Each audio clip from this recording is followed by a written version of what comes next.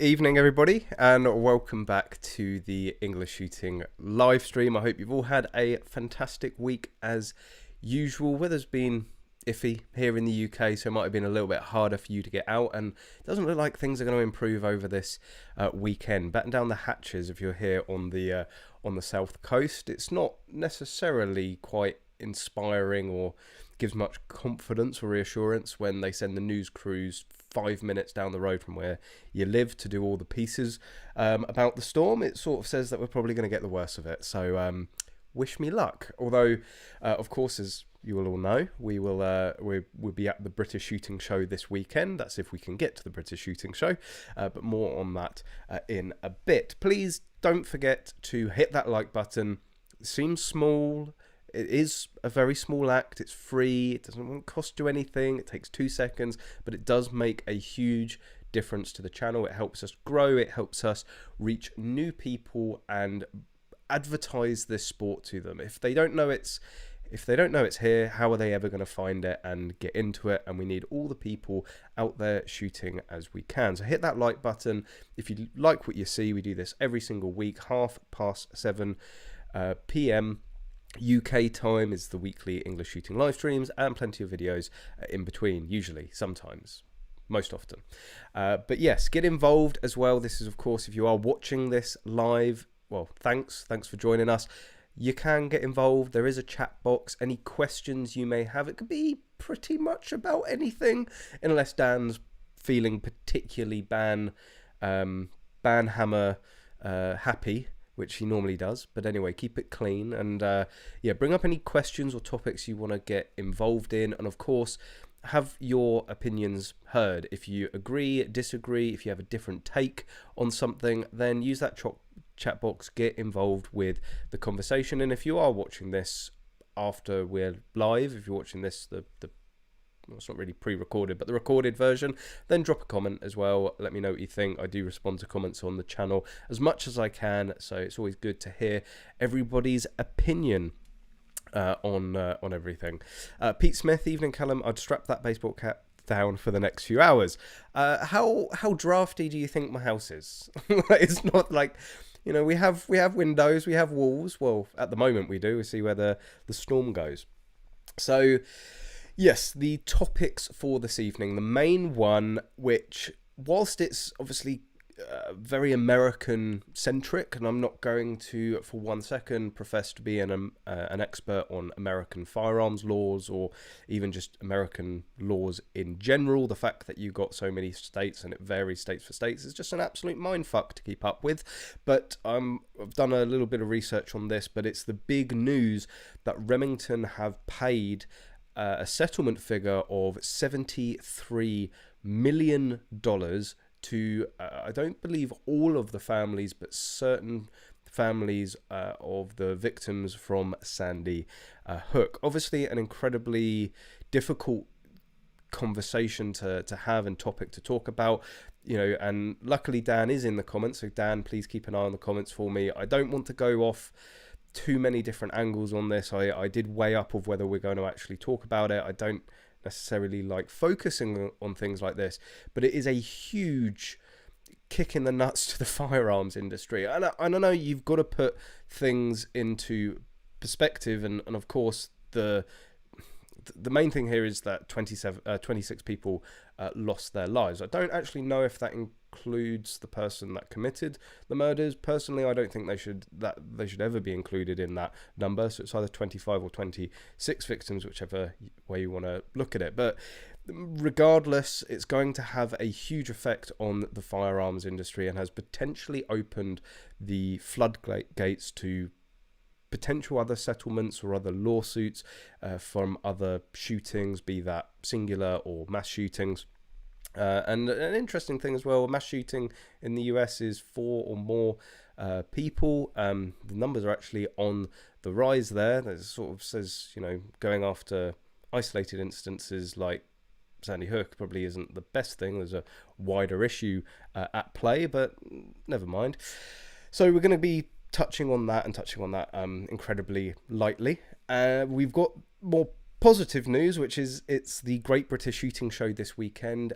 It is one of the largest shooting shows here within the UK, and it really does kick off the year for us in terms of the shows, but also the shooting season.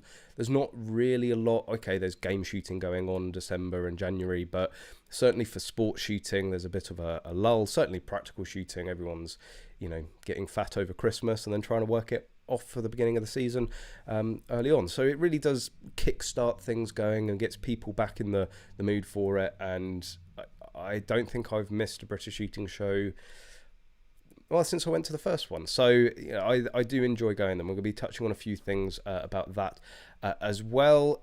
Unfortunately, bad news continuing with firearms applications here within the UK. So applications for a shotgun and or firearm certificate, we've had a wave of bad news, delays, returned applications, and departments shutting up shop for apparently no reason at all, or certainly staying shut far longer than what a lot of people think is justified. But I've had a few people get in contact with me about that, so I want to give some sort of an update. And it's always a how long is a piece of string thing, but sort of see where we are as best as possible. We're going to be talking also about Facebook and the absolute hypocrisy that goes on. And I know what people are going to say, wait, Facebook and hypocrisy? Like, yeah, what else is new? But just some things just really narc me. And this isn't just an observational thing. The hypocrisy with Facebook marketing and ad campaigns actually directly affects myself and businesses, so within the firearms industry. And it infuriates me, so we'll be touching on that a little bit, and I can talk a little bit first-hand experience from that.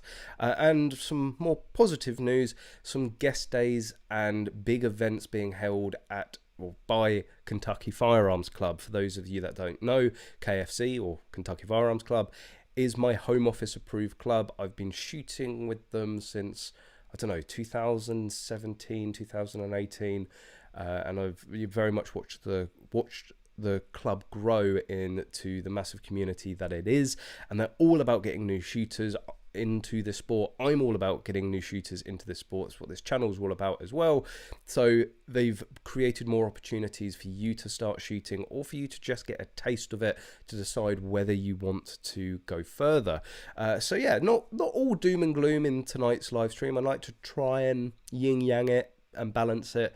But let's head into the main topic, and let's try and tread lightly on this. So again, Remington have settled to certain members or families of the victims of Sandy Hook. It's a little bit surprising because there was actually a piece of legislation brought in to the US, and it was the Protection of Law Commerce in Arms Act. It was passed by Congress and signed by President George W. Bush in 2005, and this basically gave firearms companies and manufacturers pretty much immunity from being sued if their products were used in mass shootings, whether they were used by perpetrators to commit murder or harm to somebody else. I mean, it's almost, you know, very similar to like the car industry. When you get a drunk driver mowing down a family, they don't start suing the car manufacturer, do they? They imprison the drunk driver and go after them. And you know, when somebody has a high speed accident and again ends up killing somebody in a car, they don't go after the car company. I mean, the car functioned as it was. Well, I don't know necessarily if intended is the best word, but the car functioned correctly. It was, you know, the nut behind the steering wheel or the nut behind the butt that did the damage. So why was Remington forced into settling for $73 million if they had effective immunity from it? Well, this is the thing that we've got to bear in mind, I think, as, you know, pro gunners, as, you know, firearms owners, as, you know, firearms advocates or shooting advocates, is that the anti-gun groups, the anti-gun collective, they have a lot of time, they usually have a lot of money, and certainly in the, in the instance of Sandy Hook, they are driven by some of the worst grief, if not the worst grief that you can imagine. The emotion that drives, and I can only imagine this, because I've never had children, and I of course, as anyone would, very much hope I never have to experience anything close to what the families of the Sandy Hook victims experienced. But that level of grief, which again you can only imagine is really the highest form of grief, that's a significant motivator. So they're going to be highly motivated. They've got all the time in the world. They've got a big bankroll from a load of large organizations. They've got patience, and they've got political clout.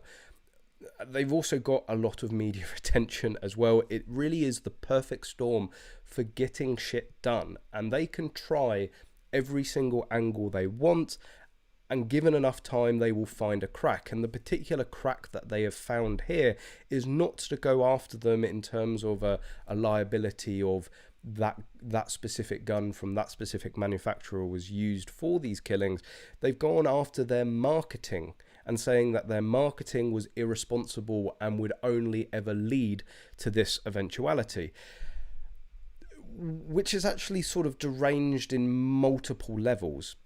One, because, well, all of the studies that have ever been done on any sort of association with video games, TV and film show that there is no connection between a violent video game and a violent person. It doesn't incentivize it, it doesn't create aggression, it doesn't nurture it. If somebody is an aggressive person and they play a video game, they are still an aggressive person. Why am I talking about video games? Well, that was specifically the route that they went for. So when Remington has passed hands multiple times, when it was taken over by Cerberus. It's a private equity firm in 2007. It launched an aggressive campaign that pushed sales of AR-15, specifically the Bushmaster model, in product placements in first-person shooter video games. And it was this specific marketing technique that the families of Sandy Hook are saying were irresponsible and were what led to the shooting. Again, there's no studies that have supported that link. And also, you've got to break down the facts of the situation of Sandy Hook. I'm not going to sit here and say it wasn't horrific. I'm not going to sit here and say it wasn't preventable. It absolutely was preventable. Was it preventable by stopping marketing in video games? Absolutely not. I really struggle to see where the connection is there, because the facts of the matter are the person responsible for Sandy Hook was mentally ill and mentally unstable. His parents were aware of this. It was well known. They were seeking treatment for that. And they actually found that one of the things that tended to improve this person's mental state was actually to go shooting. Now, I'm not going to say that everybody that has a severe mental illness should be taken down to the range and given a gun, but there are certain benefits and mental health benefits to getting into a sport like shooting sports. The focus of it, the discipline of it, it very much helps focus you on the task at hand and moves your focus away from the negativity and the bad aspects that may be affecting your mental health. So shooting has and will continue to be used for very positive outcomes where it comes to mental health and therapy. But obviously this person was mentally unstable, and in a strict supervised environment, I'm sure there's going to be people on either side of this argument, but being supervised and closely monitored, the chances of under that supervision something going wrong are fairly low. But what his family, and I've said this plenty of times before on this channel, what his family, I think, stupidly, ignorantly, and just irresponsibly did, was allow these firearms to be freely accessible.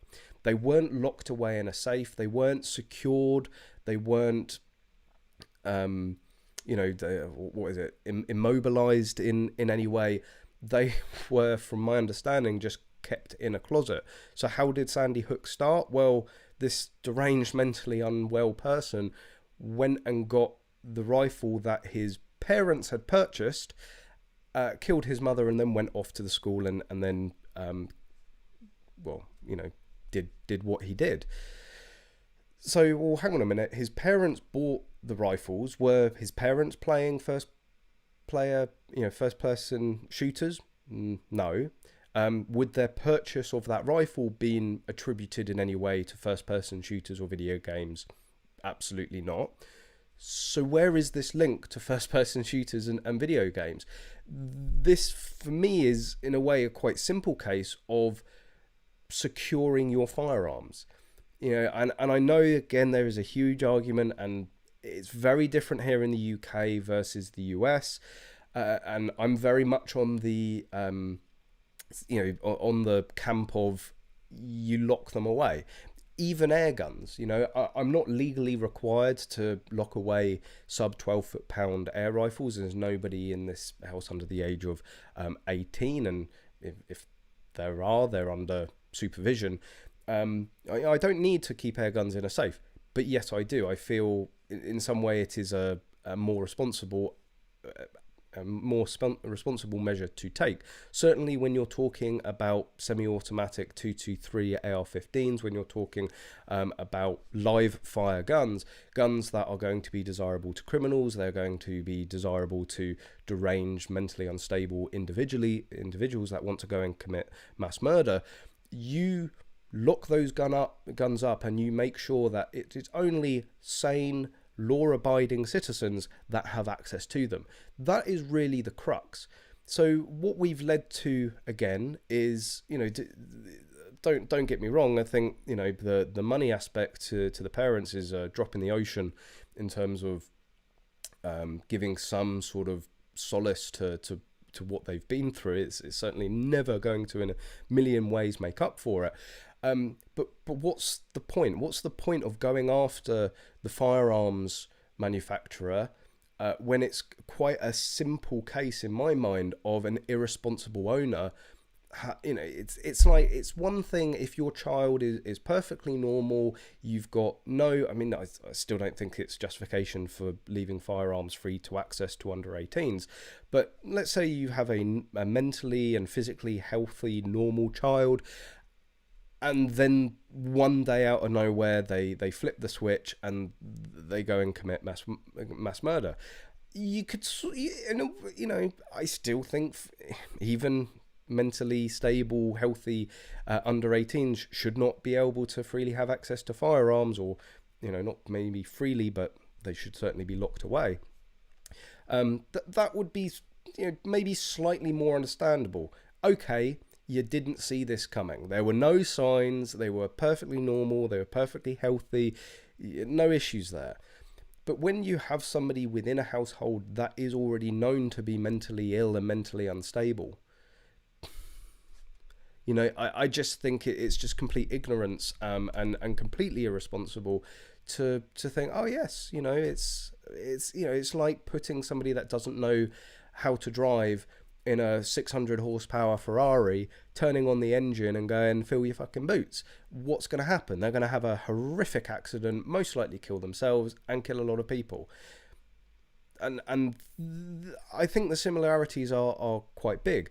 The biggest travesty, because let's get it out there, that as responsible shooters and firearms owners, nobody wants this to happen. Like it's almost like in trying to defend the firearms industry, you see it all the time. People going, well, you just want mass murder. You want people to die. Well, fuck you if you're one of those people that says that, because that's not the case at all. I've said multiple times, of course, if there was something that could be done, I'm all for it. If you can present to me a solution that is going to stop all firearm deaths, and we can implement that, and it's going to work within reason, let's explore that.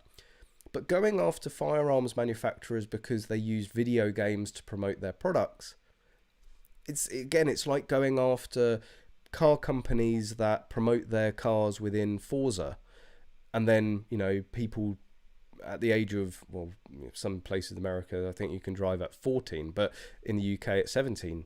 You know, you get your boy racers that go out and buy a fast car at 17 and then go and, you know, wipe out a load of cars because they're doing 130 down the motorway.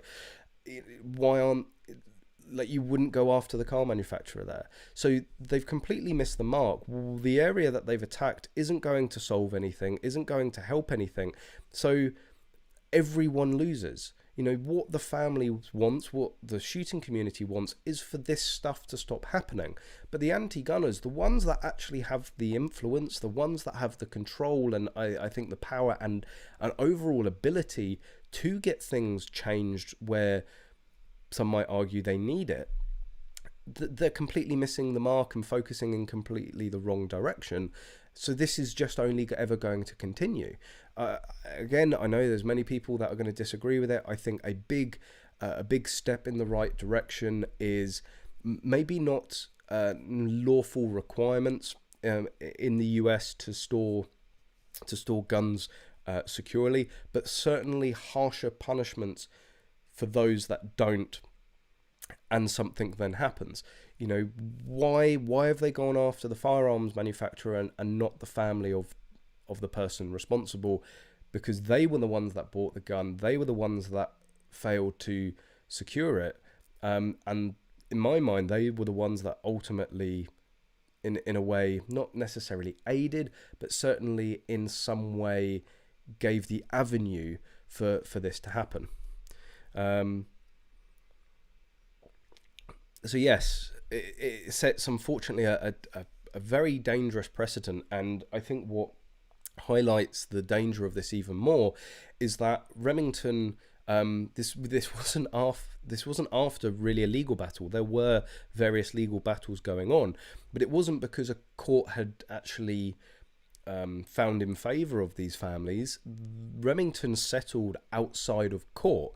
They almost saw the writing on the wall here, and they were like, okay, they've got a very good angle here, and it may be very difficult to defend that, because, you know, we're talking about something that's very, well, firstly very emotive, but it's very subjective in some cases of the influence, and maybe subjective of the method of this advertising, because ultimately first person shooters are played by a lot of children, and certainly a lot of individuals under the age of 18. Again, why should that matter? Why should having a load of under 18s wanting firearms, why would that be an issue? Because they can't legally go and buy them.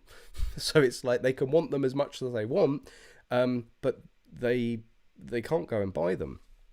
So yes, Remington actually settled this, and I think we potentially could see a lot of copycat or carbon copies of this this method that the victims' families have used.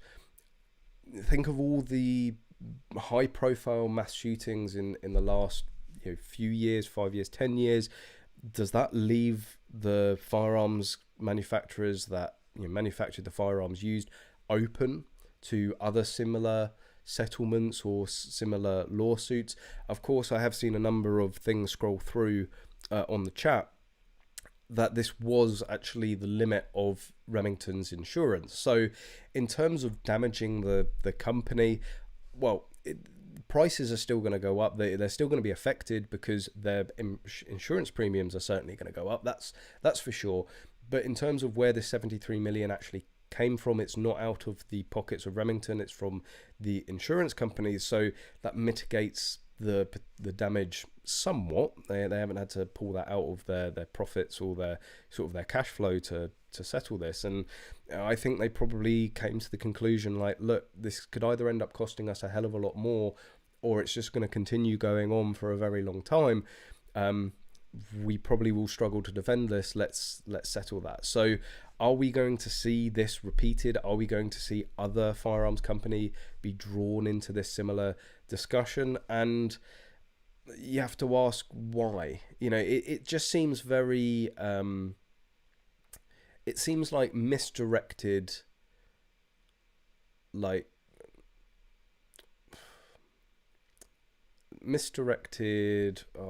revenge, right? The families are angry. Of course they would be angry. They're upset and they're angry. They want somebody to go after. I just think they've gone after the wrong entity, the wrong company, the wrong entity. Really, my anger, you know, if you know, God forbid, I was one of those parents. Again, it's very easy for me to sit here and say that. I completely get that, but you know, trying in some way to put myself in that position, my anger would be solely on the parents that in some way gave the avenue to allow this to happen. That's personally who I would be going after. I think that would send a much bigger message to other parents. There was actually a case, I can't remember the specific details, but there was a case more recently where I think a child ended up taking their father's handgun into school, and ended up certainly shooting some people, maybe even killing people. You know, so this isn't an isolated case where children have gone and got their parents' firearms when they weren't looking, and then taking them to a school and inflicting damage and death on you know, their other students. So I think actually going after the parents, and you know, don't get me wrong, they've lost a child as well. I'm sure they've gone through a lot themselves, but I think that sends a much bigger message that if you are a firearms owner and you have children, we are going to hold you responsible if something happens. You're not going to get off lightly. You know, if 73 million is the number, I don't know how that breaks down by, you know, per victim or per family involved. Yeah, not many families have, you know, not many parents have 73 million to cough up if they are found legally responsible for a shooting, or legally responsible for that gun falling into the wrong hands. But yeah, I don't want to dwell on this too much and turn the whole stream into this. I think it's something that we should definitely be monitoring, and I know it's very much a US thing, but the majority of firearm products that we buy in the UK are American. The majority of the firearms that we buy here in the UK are American. I mean, Remington is a very popular brand here. Obviously, the 870, the 700, very popular models, very common models here.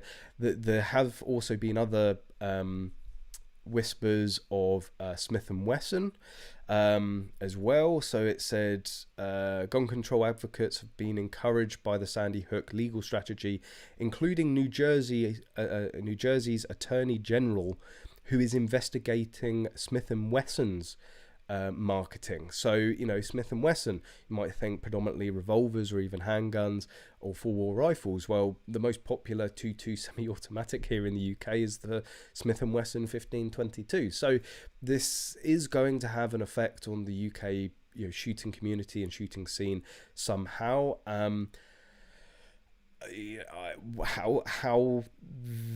How they're using that, like I really don't see the logic. It's, again, they're sort of overlooking the logic of course they are. Their grief is overcoming the logic in this, and they want to take a swipe at someone, and the easy target is of course the firearms industry. But yes, let's get on to some more positive things, and I've seen the chat being going fairly avidly, so I'll try and catch up with all your questions. Tony Victor, a very, very good point. How much is the ammunition manufacturer paying out? As the last I knew, it was the bullets that killed him, or killed them. Well, of course, yeah, technically it was, you know, it's like the saying of, you know, when you fall, it's not the fall that kills you, it's the sudden stop at the bottom. You know, with a gun, it's not the bang that kills you, it's the you know, small pointy bit that hits you. But yeah, you know, why isn't the ammunition manufacturers get involved? You know, I said we weren't going to go on this, but the the manufacturers have had a target on their back for a very, very long time, and it just looks like after enough time, after enough trying and determination, they've found an angle that has scared them into making quite a significant settlement.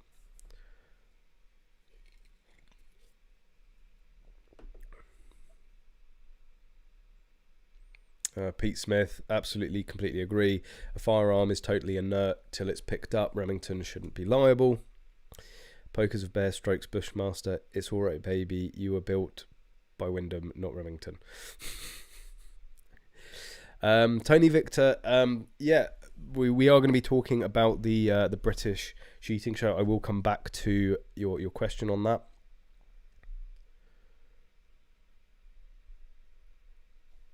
North Hollywood was the best Bushmaster advert ever, even inspired the movie Heat. Well, actually, on the effectiveness of the advertising, there was a number here.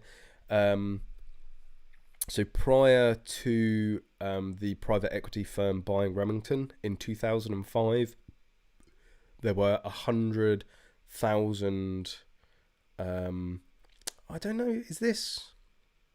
I think this is specific to the Bushmaster.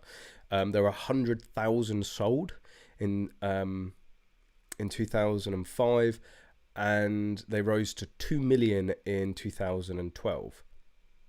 So the marketing was effective, but it's only effective.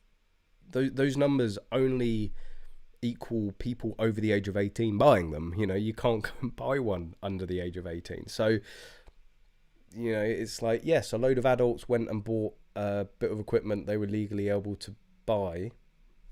Your point being, and a company, a private company that is there to make a profit, used very effective marketing, and it worked. Did any children go out there and buy guns as a result of the marketing? Well, certainly in the Sandy Hook case, no. It was the parents. So, but again, we've been over that. After that massacre, CT gun laws changed for the worse. Scary black rifles like the AR were banned outright. Permit and registration like the UK was brought in. Poker of Bears. I know this is the argument that is used like time and time again in terms of the American. Again, it's very different culture. Very different laws, freedoms, and rights out there. So this isn't something that we, in terms of from a UK stance, is very, very, very different. But when seconds count, it only takes minutes to unlock your safe and load your firearm. I get that. I understand that. But again, there's certain measures that you can take. The biometric safes and lock boxes for handguns. Very, very quick to operate, very speedy, almost no delay to accessing your firearm. And okay, maybe that's the compromise. Is let's agree that when you're asleep, have your firearm near to you in your bedroom, right? But don't leave it in a closet somewhere. Having the firearm next to you on your bedside table is very different to leaving it on the kitchen counter, leaving it in a wardrobe. It's going to be harder for a child to sneak into your bedroom at night. And I'm not saying it's not impossible, but it's going to be harder for them to sneak in at night and pick up that firearm from your bedside table and walk out with it, rather than sneak downstairs, go to a cupboard, and take the firearm out of the cupboard. That's a very, so I think there is certainly, in the UK, in certain respects, there's all reasonable precautions, and maybe that's just what we need. And on a case-by-case basis, it can be decided by a judge or jury whether all reasonable precautions were taken. I think leaving firearms unlocked, unsecured in a closet isn't taking all reasonable precautions. And all reasonable precautions can be mitigated. Well, actually, this is my my home defense firearm, so I have it next to my bedside table. you know, there's no reasonable precautions I wanted to take to delay access to that firearm, you know, if I needed it to. But how do you defend leaving guns unlocked in a wardrobe? In a, let's say, a defensive situation at night, what good is a load of firearms down in your wardrobe? Not wardrobe, down in a closet somewhere, you know, in somewhere else in the house. So, you know, I think, you know, that argument for me, I know it in certain situations and scenarios, it certainly holds water. I don't think it's a complete blanket, you know, we just shouldn't lock up our firearms at all. The other thing that I find sort of that approach boggling off as well is that, you know, guns are expensive, right? They're an asset. If you want to look at it another way, don't you want to lock up your assets? Don't you want to keep them safe in some way? Like, and I know this is probably a very stupid question to ask when it, in certainly speaking to American firearms owners, but, you know, how many guns do you need access to at once? I understand. I know what you're all going to say. Everything. Yes. You know, but, you know, horses for courses. I still think there can be more precautions taken in that that situation.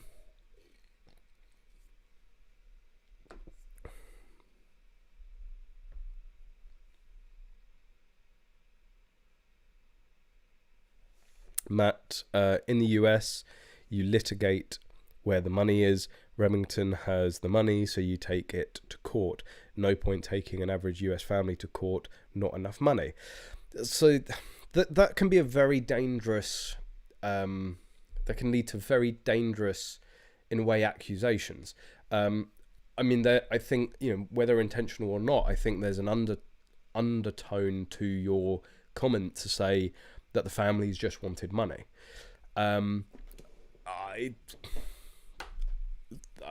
That's a big statement to make. I'm certainly not going to make it. I think not for necessarily personal gain, because, you know, losing a child, having millions of dollars, like, you know, every half decent parent knows what they're instantly going to choose. But what I think that's more about, in terms of, let's say it's about the money, is what are they then going to use that money for? And what I can see this being is, you know, it's to start a fund, it's to start a charity, it's to start a movement. They want that money. You know, my assumption would be that they want that money to be able to use against other gun manufacturers, to use for legislation, and further to legislate, you know, to take more companies to court. Again, it's a noble endeavor. You know, we're going to take money from somewhere and we're going to use it for our cause. But again, the issue that I have is the current method that they have, the current targets that they have in sight. It isn't going to help. So it's like, yeah, okay, if you were going to take that $73 million and buy every household, householder safe for their guns, you know, every household with a child with firearms in the house, you know, buy them a safe, that's going to have a far bigger effect, a far better effect overall than just going after the firearms manufacturers. You know, they're not doing anything wrong. They're making a lawful product. They're selling that product within the laws to people that are of age. And actually, it's not even, you know, the manufacturers. You know, the manufacturers aren't selling directly to the public, so it's not even the manufacturer's responsibility to make sure that they are sold to the right people. That's the gun shops. That's the retailers. As long as they are selling them to FLLs, or FFLs, is it FLLs? That's my dyslexia going into overdrive there. But, you know, a firearms dealer, registered, federal licensed, you know what I mean. As long as they're selling them to the right retailers with the right licenses, to me that's the only obligation that the firearms manufacturers have. You know, if they're sending off crates of full autos out the back door to unscrupulous people, then yeah, fucking sue them, take them to court. They're breaking the law, right? You know, we live in a very lawful, upstanding. When we take part in a very lawful and upstanding community in sport. I don't want the bad apples spoiling it for the rest.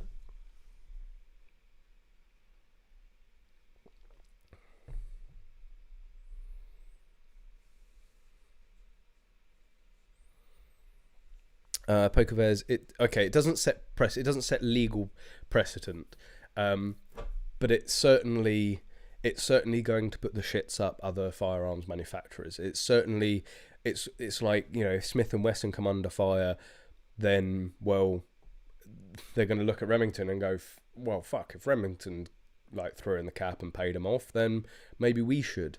You know, it doesn't necessarily set precedent, but it certainly puts the other side in a position of strength. Look, we already won with Remington. We're coming after you next. Do you want to settle, or do you want to actually take this one to court and see where it goes?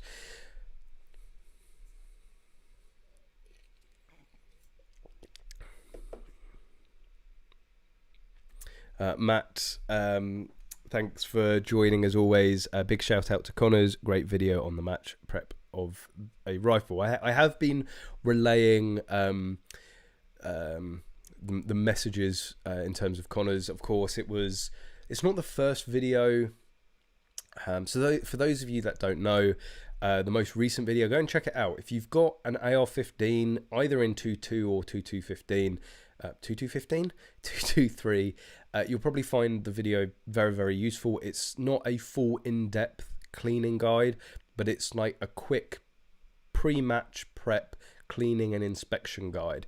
And I'm really not joking when I say that my cleaning routine is Connors, you know, and give him the rifle. Like I've said this on stream before. He gets nerdy about the particular and all that, and I'm like, I just want to shoot the thing, right? Like, give me the gun, I'll shoot it. I don't, you know, apart from that, not really interested in much else. But yeah, so he's very much the one out of the two of us to have your rifle cleaned, and I thought it would be just much better him doing it. Or like for me to make that video, I would have had to have sat down with Connors, have him show me his cleaning routine, and then try and badly regurgitate it to all of you lot.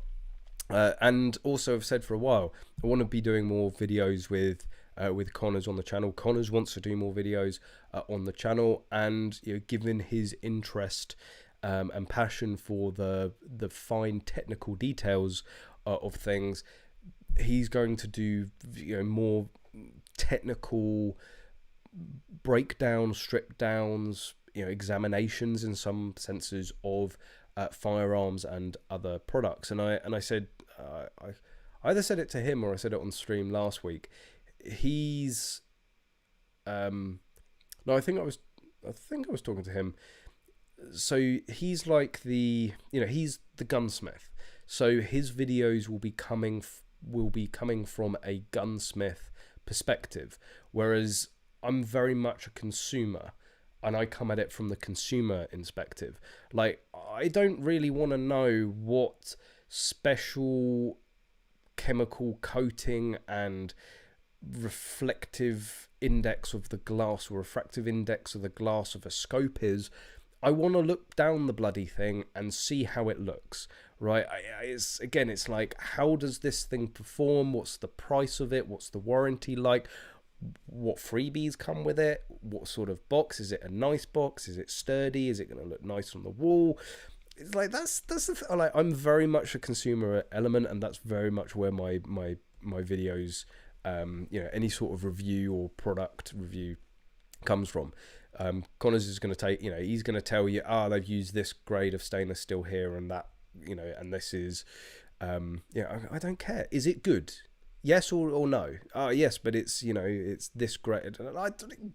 Does it work? Does it shoot? Does it jam? You know, but yeah, we will be doing more of that. So if there are any specific technical videos that you guys want, or any specific videos that you want Connors to do, please fire away. and we will sit down and do them. We've already got a couple. He's going to do something with the Supernova. Again, like, I need to extract his wealth of knowledge on the Supernova, because he's done pretty much everything to a Supernova now, and he's learnt the hard way several times of what you can't do to them. But yeah, there was a particular modification. I think maybe it was how to do the disengage, not all the prep mod on the Supernova. Anyway, very, very useful thing if you're a pumper.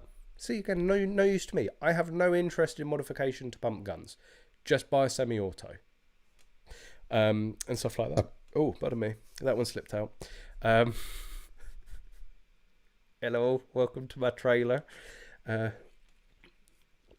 So that really did sneak up at me. I'm so sorry. Yeah, so he's going to be doing that, the modifications on the Supernova. He's going to be doing the other thing. I may do this one with him, because again, it's something that I want to learn more about, although it's a fairly simple process, is tuning your semi-auto, well, it's tuning your tube-fed shotgun magazine spring, how to get it the right weight, how to, not too heavy but not too light, so that you get, you don't want it too heavy so that you can load it easily, but you don't want it too light that you get malfunction. So yeah, like things like that. But yeah, it's glad to hear there's been a lot of good response to that video. Mainly the first 2.5 minutes. We were absolutely wetting ourselves filming it. I think part of the reason, like, I really like the video. I like not just the content of the video, but I'm sort of going to say this because I filmed it, but the actual footage itself. And I think this is going to be one of the good things of Connor's presenting more videos, is that I can work the camera, and he can present. I can work a camera and I can present, but when I have to do both on my own, obviously I'm not going to be able to get the same level of footage or even be able to direct the video as well. So yeah, I think that works very, very well. And if you want more sexual innuendos and jokes, then just let us know. We will be more than happy to do them. We have a whole plethora of varying degrees of jokes that we can slip into videos.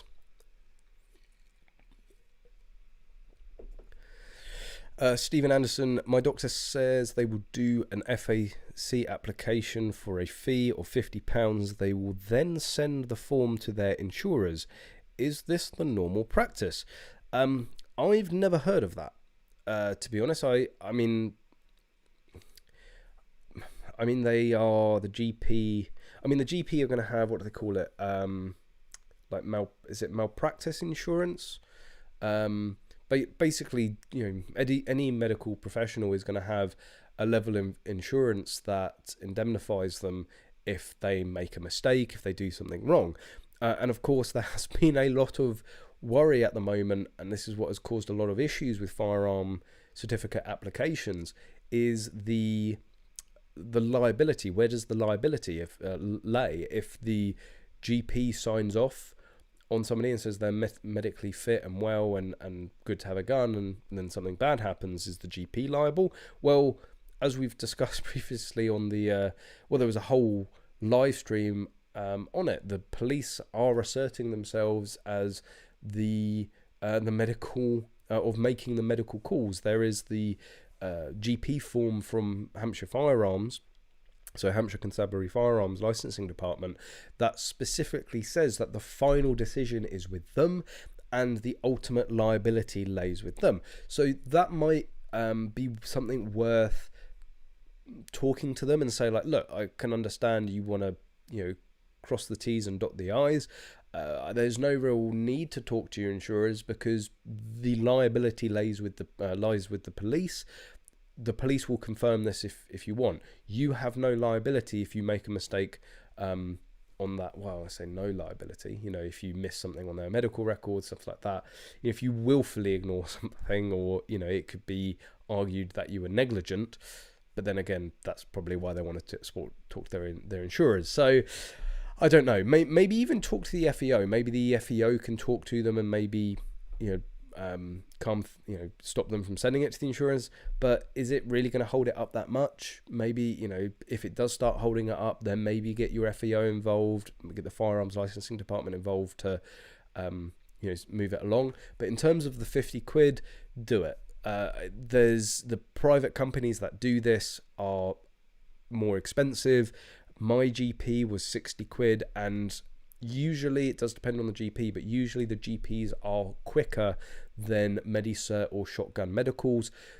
The reason that why I recommend Shotgun Medicals and MediCert is as a last resort if your GP is either charging £400 to do your GP application form or is refusing outright to do it. So if your doctor is saying they're going to do it and it just might take a few days in addition for them to check with their insurers, and it's going to be 50 quid, that's not bad at all. There's a lot of people out there that pay a lot more than 50 quid to have their GP form filled out. And we've made it this far, and I haven't done the EnglishShooting beer review. It is Brew Gooders or Brew Goods? Brew Gooder clean water lager. Drink beer, give water. It's their catchphrase. It's quite a nice one. Not quite. It's a 4.5, quite light.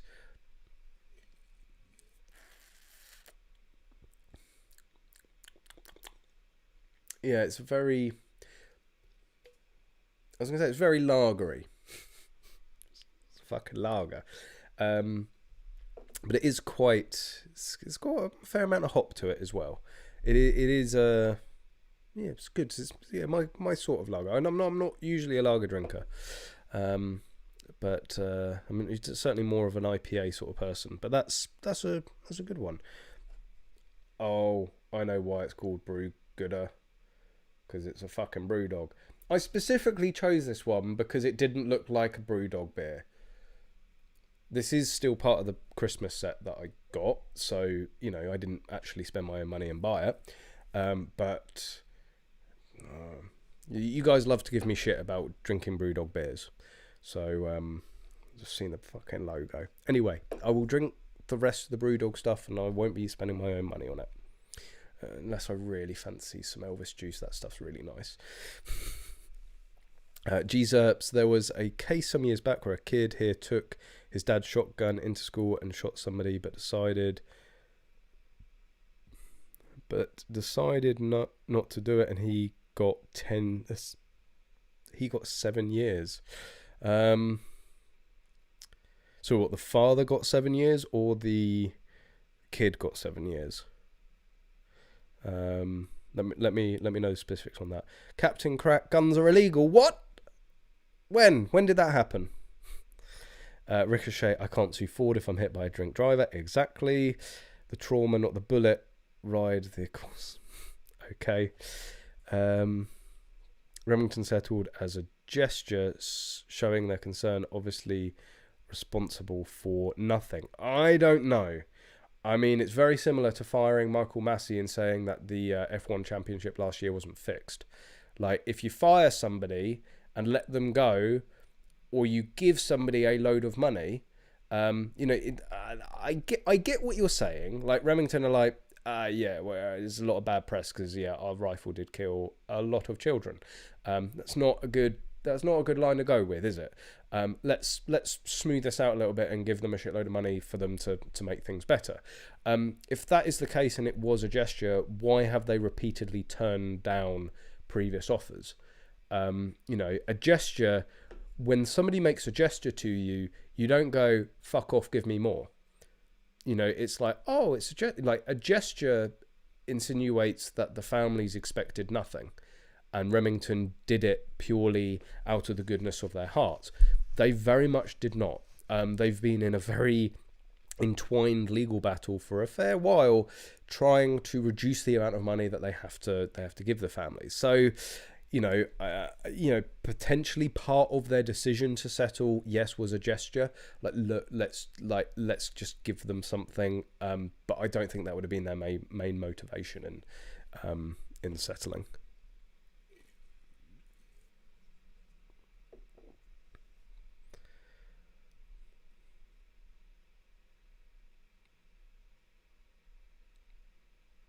Ricochet as a yank. I usually have one pistol, accessible Glock 18, and sometimes one AR. The rest of the stuff stays in the safe. It depends what you mean accessible. If you're, great, the rest of the stuff is kept away securely in the safe. But if you, again, personally, if you're leaving your AR and Glock, on the floor in your living room, like, okay, they're accessible to you, but they're also accessible to loads of other people.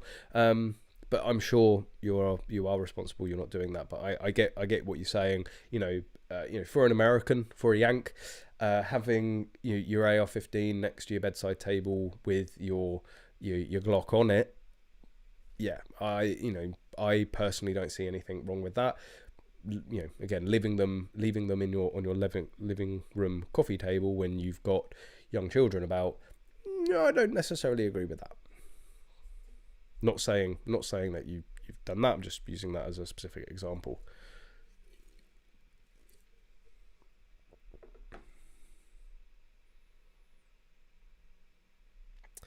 Up, there has been quite a few cases lately of criminals kicking doors, except with weapons here in the UK.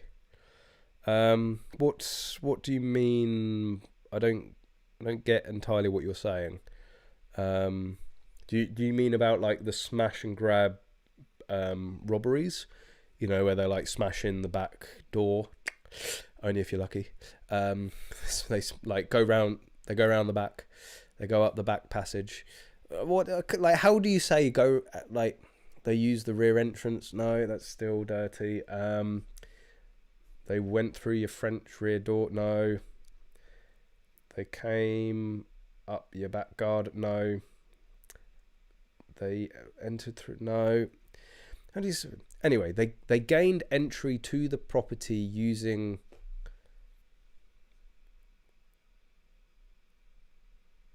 the alternative entrance. Anyway, you get what I mean. Yes, if that's what you're referring to, but like quite violent and aggressive robberies, where they are kicking in doors, storming a house, tying people up, and then effectively torturing people to tell them where all their valuables are and stuff like that. Horrific. One of I think anybody's worth fears there. Not good. If that's what you're referring to, yeah, not good at all.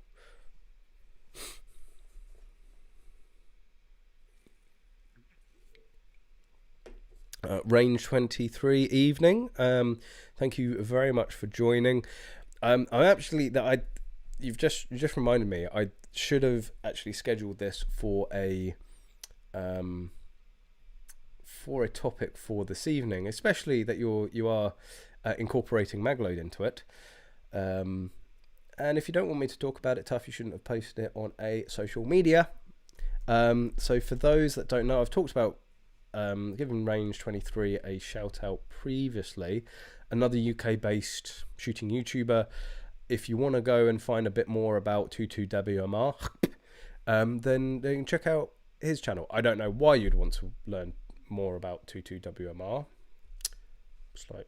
But anyway, each their own.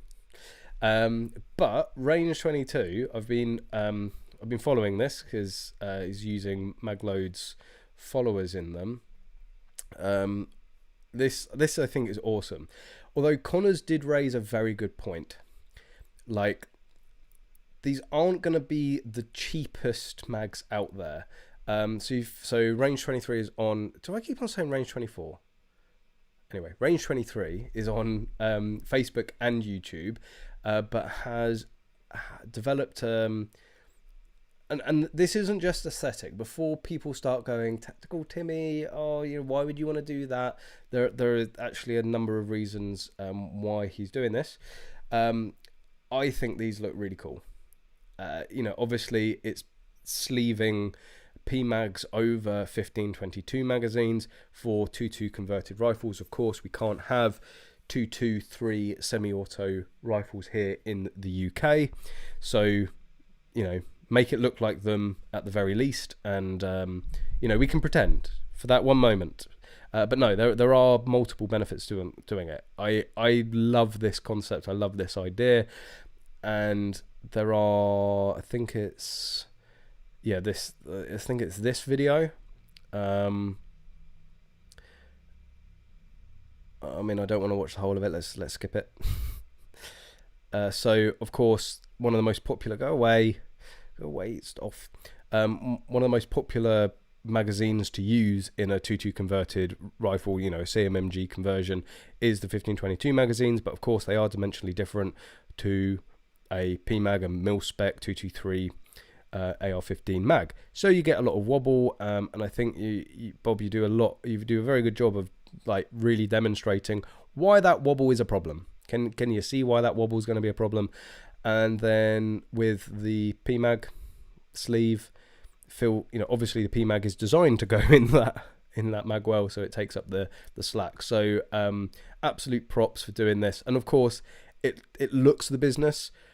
You know, obviously when you drop the mag and you see that there's a 15-22 trying to have sexual intercourse with a PMag, things get a little bit freaky. But all the times it's shoved up that mag well, everything looks great and glorious, as it should. You know, you would be hard pressed to, I think you've got a further shot like that. Okay, like the real keen-eyed amongst you might be able to spot that that's a 2.2 conversion. But if you showed the majority of firearms owners that, they're going to say it's a 223 AR-15. So again, if we can't have it, we can at least make it look like it, right? You know, right? That's some sort of solace, right? But yeah, anyway, thanks Range23 or Bob for joining us. You do use your name on your channel, right? I haven't just doxed you on that way, but I'm sorry if I do. I have a habit of doing that. Sorry. But yeah, like absolutely, like it would be great to see one. But yeah, that's not going to be an expensive, not going to be a cheap thing, is it? Like obviously, I think you're offering it as a service. So if somebody wants to do it, they send you the 2 magazines and then you'll do it. I don't actually know how much you charge for it. If you want to let people know and let them know how you can get in contact, and please feel free, use the chat to do that. But yeah, what's a PMag? What, like 20 quid here? A 15-22 magazine? I don't know. The prices are going up so fast I can't keep track. They're good 35 quid at least. So you're talking, what, 55 quid just in magazines, plus, you know, to pay them to be converted. So, but yeah, it's more of a, I think, a labor of love. You don't do it for it's, you know, it is functional. It is a functional solution. You know, there is potential performance benefits to it. But yes, and I believe as well, I assume that's also to remove the Better Mag adapter as well, so you can run them without the Better Mag. I assume that's the other benefit of sleeving them like that as well. So actually, I don't know how much Better Mag adapters cost, but it's certainly going to be less than buying PMags and doing all that. But anyway, it sounds like I'm like slagging it off. I'm really not. I think it's a brilliant idea. It looks absolutely awesome, and I imagine we're going to see a fair few people running these down the range very soon.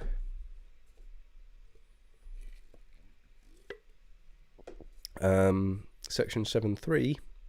What are you talking about that? Every time I talk about Section 7.3, some old fuds lose their shit. Like the last fucking time I talked about 7.3, I made that 7.3 video. I think it was the same guy, or one of the same people, from the previous time that I'd talked about it. He's like, oh, he's not an expert on it. He shouldn't be talking about Section 7.3. He's not giving the credit to the people that actually got 7.3 put in place. Well, if the people who got 7.3 put in place wanted some fucking credit, well, maybe they should do some publicity about it. Maybe they should be the ones making the video. Like, oh, fads. Yeah.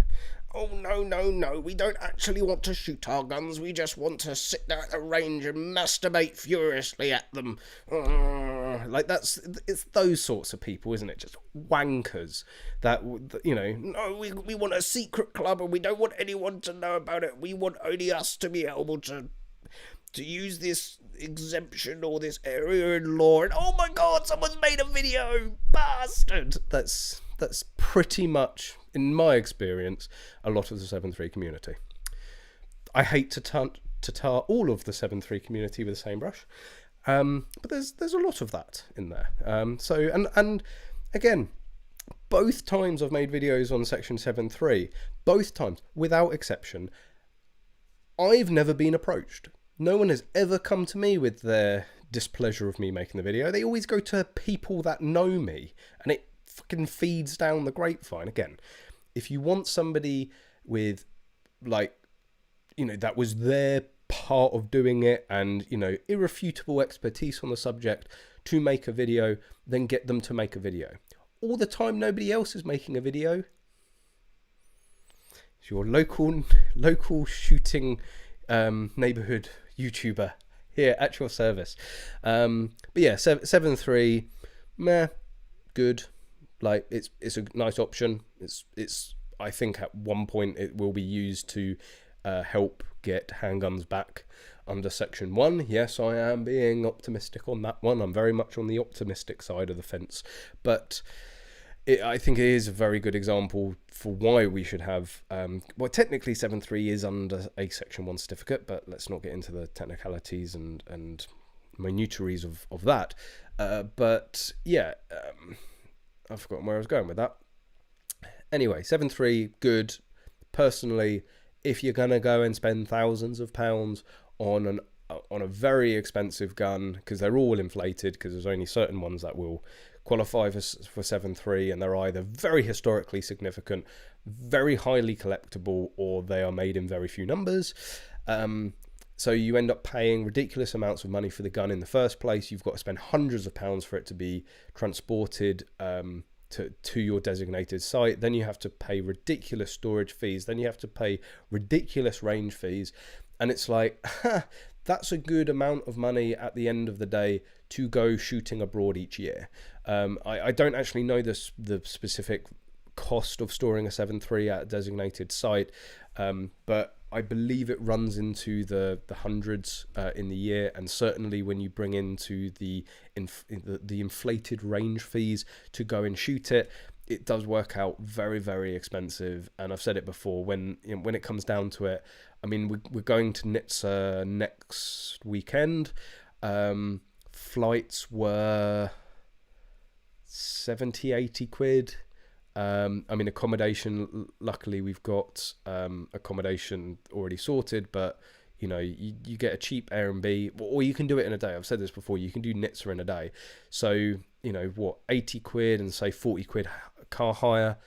You know, if you become a member, there's no range fee, it's just the ammo. Well, the ammo you'd be shooting through your 7.3 anyway.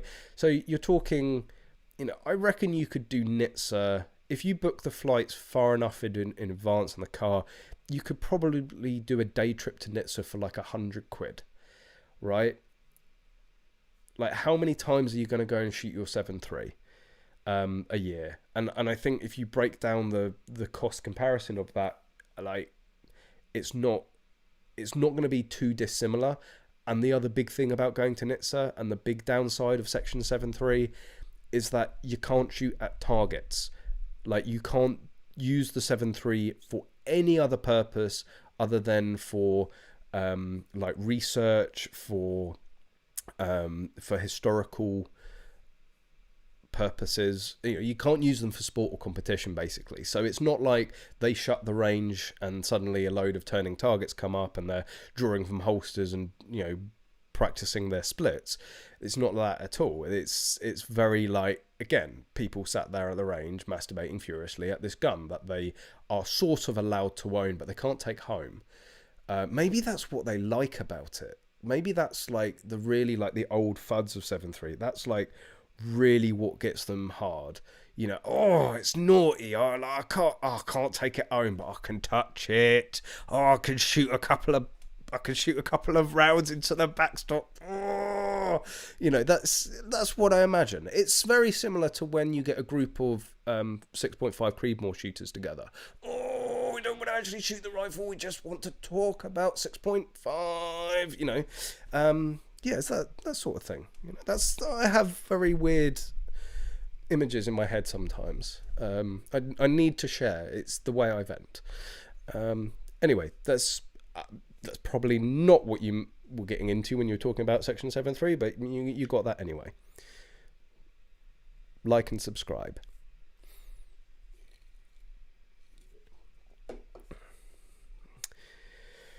Lots of people saying how cheap their GPs are. Yeah, fuck you. Like, good, like, yeah, I'm happy for you. Mine was still 60 quid, you bastards. Callum, when you visit the US in April, are there any special beers you want to try here? I'm up for trying anything. If you get enough beer in me. But to be honest, I'm probably gonna sound like a basic bitch, but the like, in terms of the American beers, I mean, I'm gonna be completely honest. America doesn't have the best reputation for beer and alcohol. Bourbon, whiskey, all right, I'll give you that one. But in terms of beer, the Europeans tend to be, you know, it's like our cars, right? There's a certain more refinement in a European car as there is European beer. Might be slightly biased being European. British, yeah, British cars, no, but British beer, we know how to make a good beer, not necessarily a good car. The exceptions being maybe Lotus and Gordon Murray, but anyway, I digress. I'm going to sound like a basic bitch. My actual, like, favourite, really do quite like them. I'll pick a 4-pack, you know, from the supermarket. Would be Sam Adams or Blue Moon. I do really like a Blue Moon. Again, it's not exactly crafty or that special. But no, I don't know what, like, say, the microbreweries are out there. What the more you know, specialty beers are out there. So, you know, again, I'm up for trying most things. Beer wise, I have to say I was very surprised. One of the best drinking experience I had out in the US was, funnily enough, in Salt Lake City. And this was for those of you that don't know, in Salt Lake City, it's not a dry, like, Utah isn't a dry state and Salt Lake City isn't a dry city, but there are I still didn't completely get my head around how this worked, but certain beers had to be watered down as per their laws. It's like, I ended up getting a Blue Moon from the hotel bar, had a few sips, so I ended up going up and going, I'm sorry, but this tastes watered down. They're like, it is. I'm like, that's not the response I was expecting. They're like, no, it is. As you know, this is our laws, and it was down to the volume of the beer or the amount produced and stuff like that. However, there were certain exceptions to this if you, I think, brewed it in smaller batches, which actually, there's like this this growing community of microbreweries in Salt Lake City. So it's just funny. It's like gun laws, isn't it? You know, no, you're not going to have one. We will find a way, motherfucker. And that's what they did. They were like, okay, so actually what we're going to end up doing is making far stronger beer that's far tastier, that is going to draw more people to our bar to come and drink it. Yeah, all right, sounds good to me. And, you know, the legislators are going, fuck. Anyway, but yeah, I'm open to suggestions to any potential, you know, good American beers. I'm sure we will have our taste of them on the road while we're out in the States.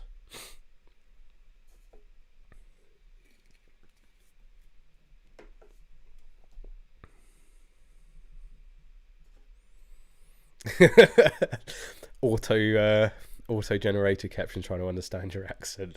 Well, I can't. I mean, some Southerners do need subtitles. Well, some Northerners do need subtitles, don't they? Let's just be honest, right?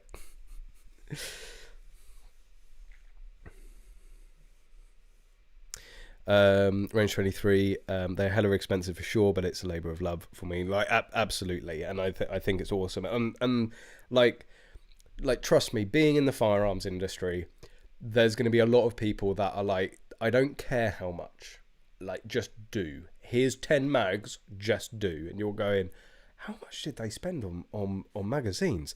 And then, like, you know, yeah, it's like, you know, with Magload, some of the custom options that we can do on loaders, and it's, you know, we don't mind. We love doing like special orders and special colors and configurations and this, that, and the other. But they're like, I want it to be this and that, and I want this many colors. And we're going, yeah, that's fine. We can do all of that, but you've now like tripled the cost of the loader. I don't care. Okay. You know, we like those customers. But yeah, I'm sure you have a lot of interest for sure. And again, if there's anything else we can help you to do it, then let us know. And again, we've got an open invitation to come down to Magload and hang out and have the grand tour and all that. So, you know, please feel free, and we will do our best to likewise hopefully take up your offer to come up to where you are. Well, I won't say where you are because, again, I don't want to dox you, but come up and hang out and shoot some ranges.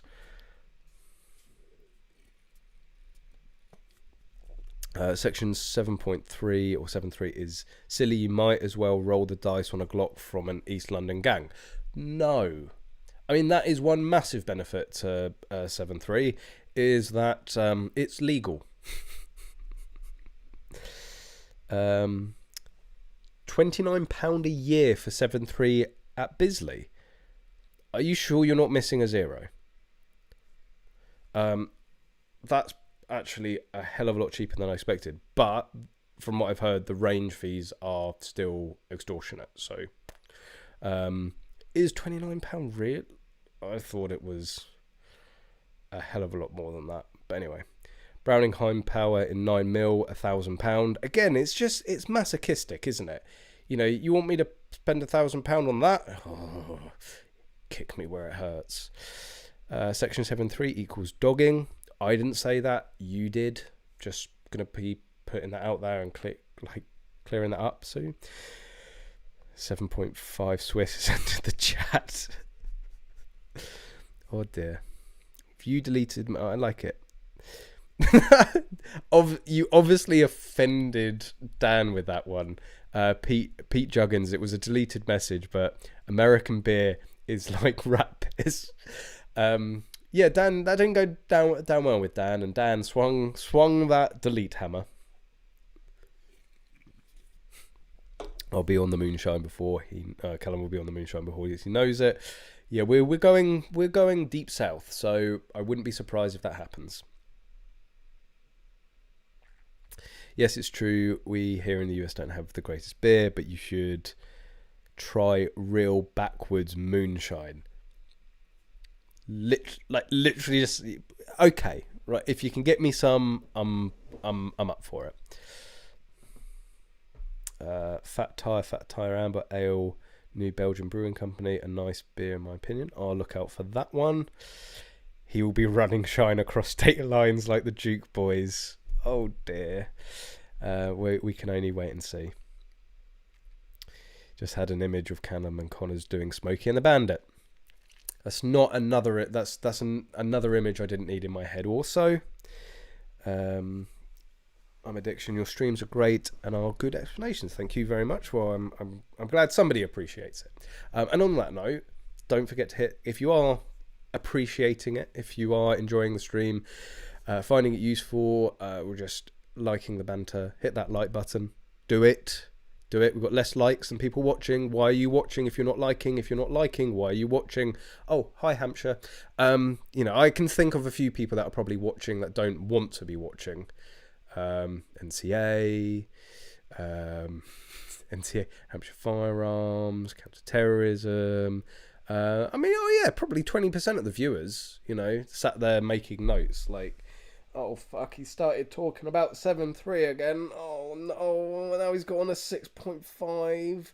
Do we have to draw it as well? Oh, okay. Oh, my notepad will never be innocent again. Yeah, I mean, yeah, whoever's writing up these notes, I pity you. I really do. Callum will have a Union Jack painted on the roof of his car, like Daniel has a Union Jack on the top of his gun. That won't be forgotten, Dan. You can you can count on that. Anyway, let's get back onto some of the scheduled topics for this evening. The wait for certificate applications continue. Of course, we've been having a lot of issues. There isn't any real updates on this at the moment, but apart from what people have been messaging and saying, we did have somebody contact in that said they had contacted their firearms licensing department to find out when they would start doing applications again, and they said that they're currently, well, they are doing applications, or when his application was going to be processed, and they said that they were only on to June last year. So, you know, we're looking at what, a 6-7 month backlog, maybe 8-month backlog now. So that gives some sort of guide to how long. In addition, you know, firearms licensing departments always tend to have backlogs, but most firearms licensing departments tend to process initial applications, you know, within 2 or 3 months. Certainly the good ones. The bad ones can take up to 12 months. If there are departments out there that, you know, now have a 6-month backlog, in addition to their 3 months normal processing, this guy said, you know, look, I'm going to be, is going to be like at least another 6 months, probably maybe even into next year. As far as I'm aware, I haven't seen any announcement to it. I can actually check. We did do this a while over lockdown last time because I was trying to get my application in. Let's see if Hampshire Firearms Licensing, I mean, the thing with Hampshire Firearms Licensing is that they said that they weren't going to, what was it?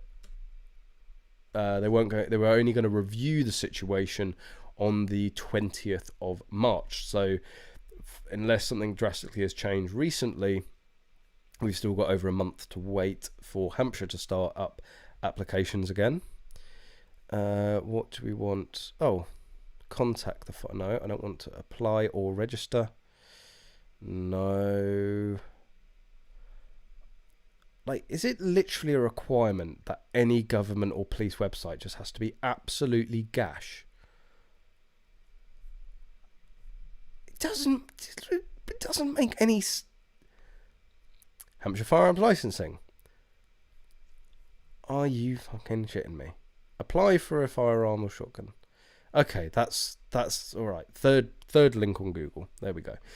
Due to COVID-19, we're temporarily unable to process new grant applications. You know, work from home has stopped. Get back to work. Anyway, so yeah, it's not particularly good, but you know, I think in most firearms licensing departments, we are seeing probably an additional 6 months to what they were doing previously in backlogs and this, that, and the other.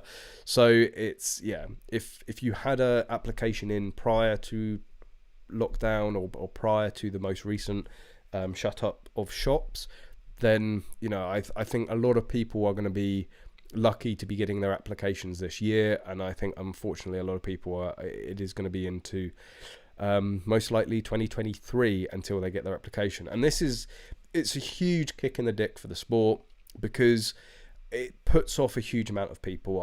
I've heard it a number of times that the main reason that people don't go for their certificates, you know, even people that are like avid shooters on a club level, you know, they're full members of a Home Office approved club, they're shooting regularly, they literally can't be bothered to go through the application process because of the time it takes, the aggro, you know, the hoops, this and that. Like, look, you know, I just want to this is the compromise, or this is the best way up of effort, versus bullshittery. It's like, there's very little bullshittery for me to go to a club and shoot a gun. Maximum bullshittery if I want to go and deal with a firearms licensing department and get a application. So it's especially more through the COVID and lockdown periods. So and it's not doing us any favors as a sport, having these additional backlogs, having these firearms licensing departments closed. There's going to be so many people. Like I think I said this the other week. I would love to do a freedom of information request. I don't know how expensive it would be to do this, because it would be a fair amount of admin. But maybe in a year or two time to put in a freedom of information request to say, how many people that withdrew applications because of these closures, or had their applications sent back to them, or how many people that expressed interest in getting them then didn't go and reapply when they reopened. Because I bet you there's going to be a very high proportion of people that during COVID maybe found shooting sports with all the free time that they had, and were like, this looks cool, I'm going to get into it. They put their application in, and because of the delays, because of the closures, because of the returned applications, they've just gone, no, I can't be stuff. Actually, yeah, I probably would have. I probably have a massive collection of firearms now and be doing every discipline possible, but I can't be asked with this. I'll go take up sewing. I mean, wrong choice. I always have to say, don't be disheartened with it. Yes, it's can be a long time. Yes, there's going to be people that have potentially been waiting like 2 years to get their certificate. Like, don't get disheartened on it. It's worth it in the end. Keep at it, and for no other reason than, if you want to be a cynic, this is why they're doing it. They don't want to be handing out, some of these departments and some of the people within these departments don't want to be handing out certificates. So if you decide, actually, I can't be asked with this, then they've won. That's another way to look at it. Don't let them win. As long as you meet the criteria, you are lawfully entitled. And this is another thing. I do really need to get the specific wording and the specific differentiation between the two. But we talk a lot about rights and privileges, and I don't think right is the best word. Or I have heard a number of people in a very good position, a very knowledgeable position, say the word right. For all intents and purposes, it is a right to obtain a firearm or shotgun certificate. As long as you fulfill the criteria, it is your right to do so. This is the firearms licensing department must issue you a certificate, which does lead to it being a right. The privilege is maintaining it, so that it's still a privilege to have a certificate, a firearm or shotgun certificate here within the UK, but it is more of a right, if not an outright right, to be able to obtain a certificate. This is why you're able to appeal it and things like that. Well, you can appeal a revocation as well, but it's more, as long as you meet that criteria, it is your right to have it, but it is a privilege to maintain it. And whether you agree with it or not, you think it's right or otherwise, you have to remember that. And there's been a few posts in the Discord recently where I've gone, I wouldn't be fucking saying that, trust me. Yes, no. If I'm saying, let's just get real here. If I'm saying you shouldn't be posting something, don't post it, right? Just don't. Just fucking been there, got the t-shirt, burnt it, move on. Yeah, so there's a few people out there, you know who you are, treading a fine fucking line, my friends. It is a privilege to maintain a certificate, right? And the police will remind you of that very, very quickly. Trust me. Anyway, moving on. Anyway, on the Discord, got to give you guys a good shout out, because there'll be loads of people here from the Discord going, Shout out the Discord. Shout out the Discord. Well, you can go and all join the 7.3 wankers and the 6.5 wankers as well if you want to join the Discord. Where's the link? There's your fucking link, you bastards. What's the Discord? The Discord is a great growing community. Well, it's not. Discord is an entire platform, but there is the UK shooting Discord. It's a cross between sort of an instant messenger, meme site, like forum, chat room.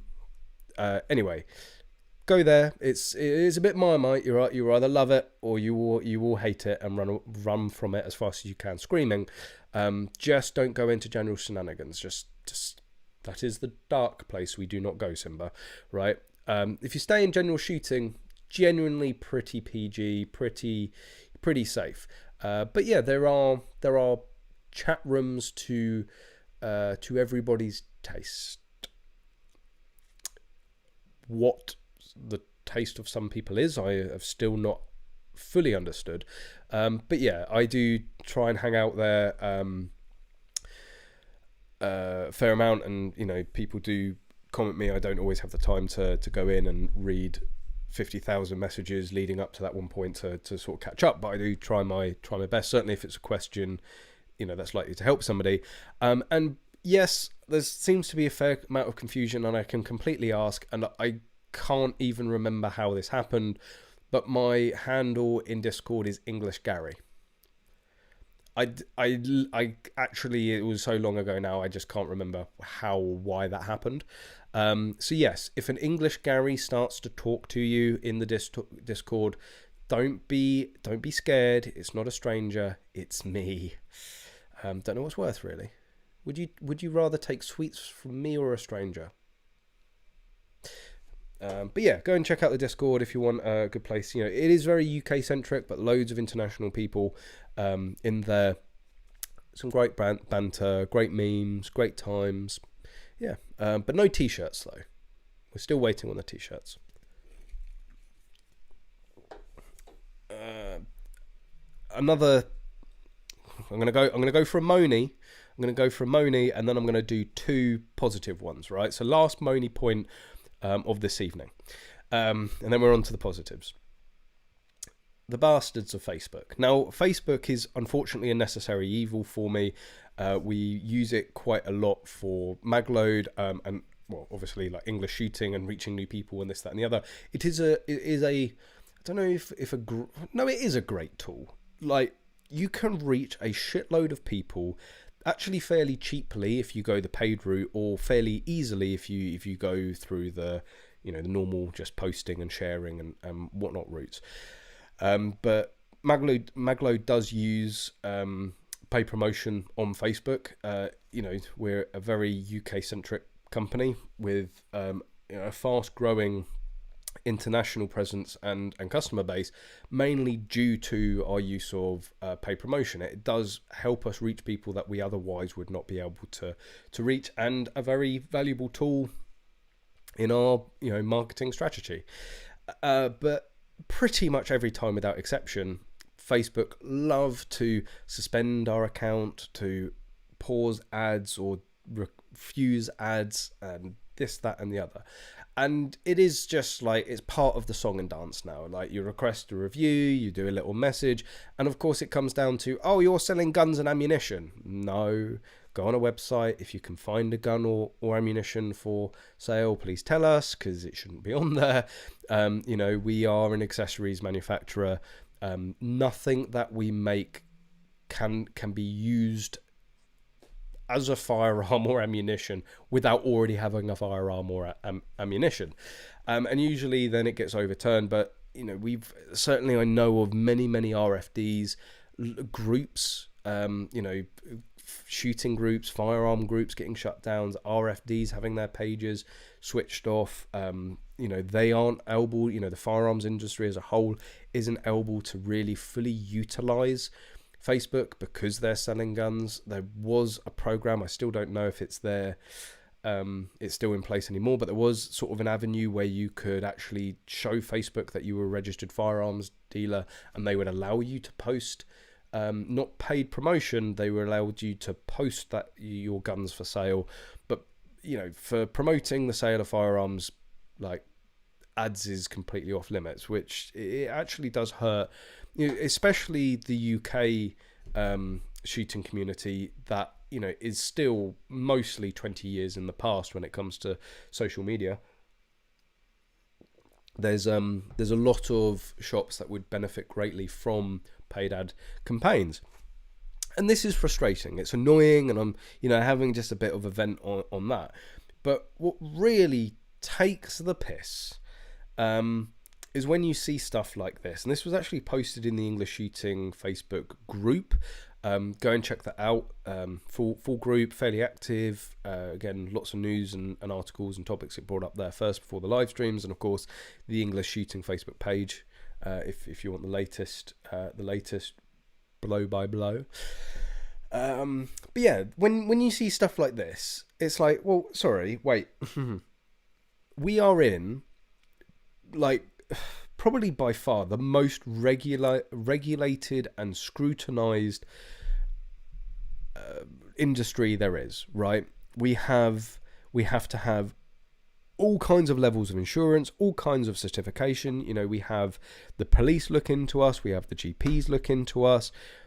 Like, everything is harder. You know, getting like even a business premises and getting insurance for that premises, much harder for firearms industry. And so we're well vetted, well legal, and yet effectively domestic countryside terrorists are allowed to use paid promote on Facebook. Like, what the fuck is that about? Like, sorry, I can't, like, okay, right, you don't want us posting any sales for firearms or ammunition. Like, okay, it's all licensed and above board, and again, only licensed individuals can actually buy them. But okay, fair enough. But then you're going to give us shit because we use a picture of somebody shooting a gun to advertise our products, because you're not able to actually identify that it's the belt that we're trying to sell, not the shooty go bang bang, right? But masked up. I mean, like, the thing is with Facebook marketing and paid ads, every single one is reviewed, right? Before they go live, everything is reviewed. So somebody in Facebook actually looked at that. They went, oh, look, a load of people in balaclavas looking fairly military and, and quite intimidating. And, you know, they're still hunting, we're still sabbing. Like, how did that get approved?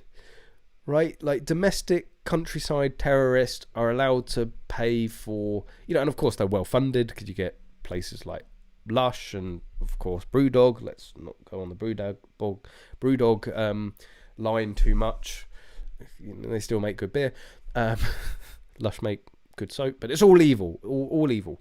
But yeah, like the hypocrisy is just unbelievable, and it really does show the, I think, quite evident biases that are on social media, the constant uphill struggle that we have. Anyway, that's going to be the last negative Nelly. That's going to be the last ranty piece. It's only positive news from now on.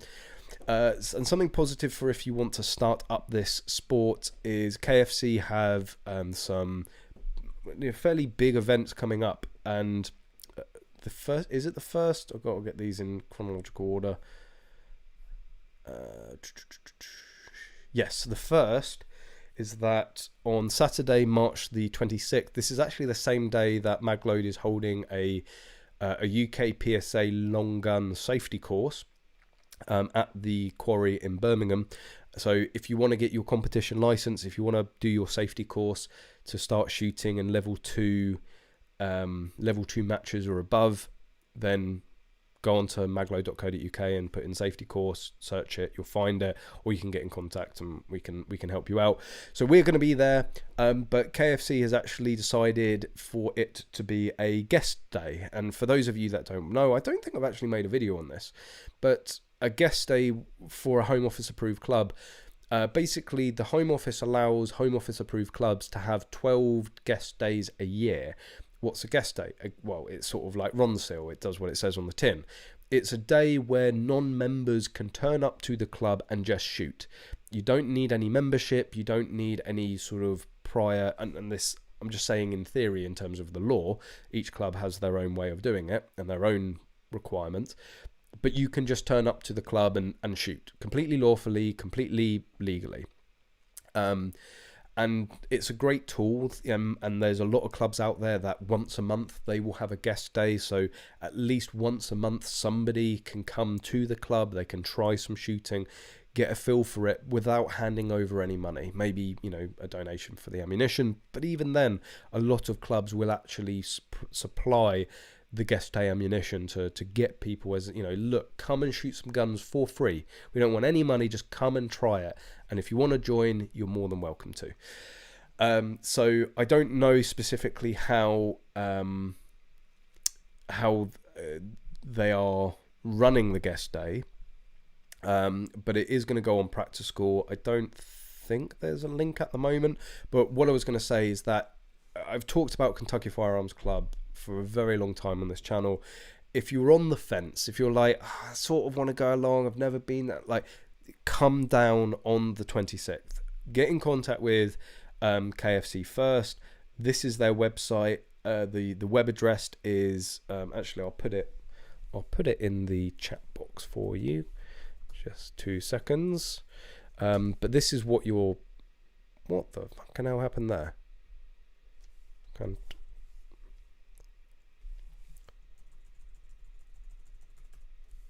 For some, I hit search and it spazzed out. I don't know what happened there. Anyway, this is the link to the club, and you can get in contact through there. So if you go to their contact us, and it's just at the bottom of the page, ping them a message, and I'm sure there will be you know, they will have the facility to take guests. What they've done in the past is like a buddy system where members bring their own guests, but I've spoken to committee members and they've said, like, look, put it out there and then we'll decide, you know, depending on how many people want to come down, we'll then decide. So the best thing is to get in contact with them. I'm more than happy to help out. There is they're running 2 things on the day. Let me just find that out. It is in the group, which I don't want to necessarily share posts and comments from the group, because it is nothing's private on Facebook, but the intention is that it shouldn't be put out there.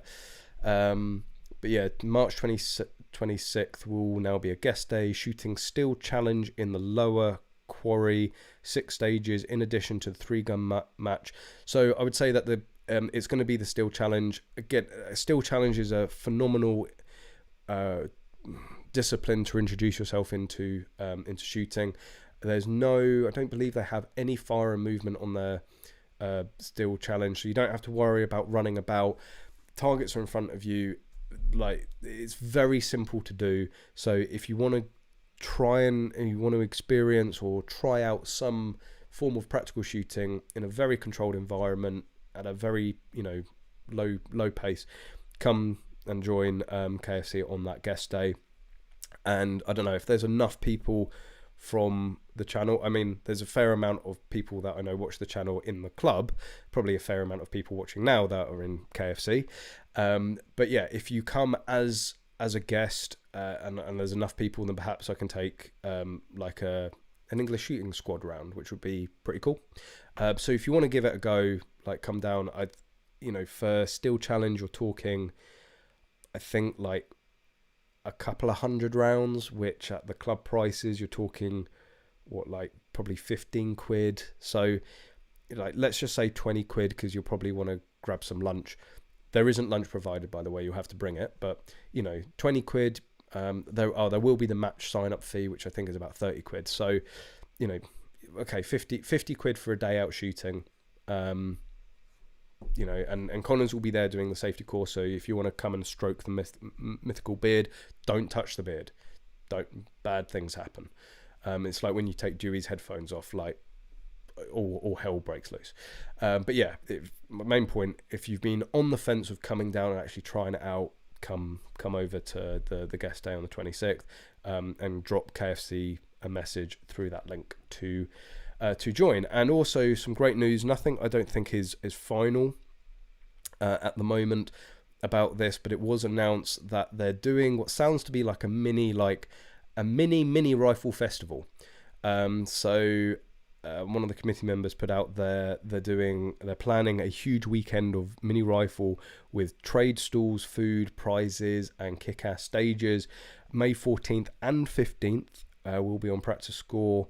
However, numbers will be limited. So this, I think, is a members only, but it's going to be May 14th and 15th. So if you want to, get involved with this, come down on the guest day, try it out, become a member, and you should be able to shoot that match still as a probational member, unless they turn it into a level 3, and then you're going to need your safety course. But anyway, it sounds epic. I know that David has been talking about doing something like this. It's a very American approach to make it like a little bit of a fair, a little bit of a festival. So trade stands and food stands and prize tables and stuff like that. A very American approach, which I think will only help here within the UK. So yeah, I'm looking forward to that. Fortunately, May 14th, 15th is completely free for me, so I will be there, which will be awesome, and I'm sure a lot of the members of KFC will attend as well. So it should be very good. So all very, very positive.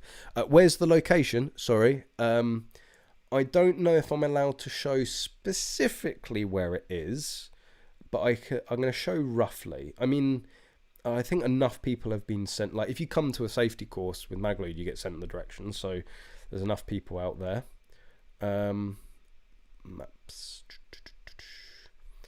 So it is. I'm going to show. I'm not shown specifically where it is before, or even roughly. But it is round. Whilst I dick about trying to find the place, here we go. It is just outside Basingstoke. There we go. That's a rough enough location. Let's bring that over. So you're looking like northwest Basingstoke, and I'm gonna have to be very careful to try and not dox myself, so I'm not gonna go any south. If you haven't guessed, I live on the south coast, and I think Google does a lovely job of showing. Oh no, it hasn't. Oh good. Usually it puts a nice little "here's your house" thing. So yeah, that's where you're looking at the quarry there. So fairly easily commutable. M3, M4, A34. You can get to it from there, just outside Basingstoke. I believe it's 10 minutes from the centre of Basingstoke. So I know a lot of people, when they come to the safety courses, they're actually staying in a nearby hotel. So plenty, big city there to go out and get drinks or food in the night. Food's more important than drink some of the time. But yeah, just outside Basingstoke, so it should be fairly easy to commute from a lot of the